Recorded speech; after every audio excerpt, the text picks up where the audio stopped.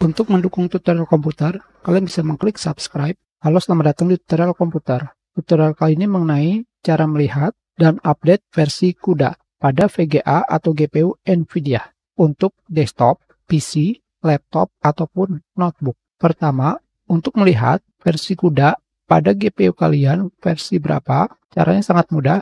Kalian tinggal pergi ke NVIDIA Control Panel. Klik kanan, NVIDIA Control Panel. Selanjutnya, kalian pergi ke bagian System Information.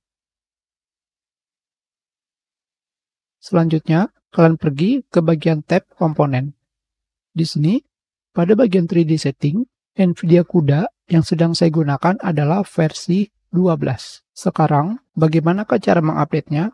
Cara mengupdate-nya sangatlah mudah, dan kalian sering mengupdate-nya. Caranya adalah hanya dengan mengupdate driver NVIDIA. Setiap kalian mengupdate driver NVIDIA, maka versi CUDA juga akan terupdate jika ada update terbaru. Hanya seperti itu saja cara melihat dan update versi CUDA pada GPU atau VGA NVIDIA. Kita sudahi, terima kasih.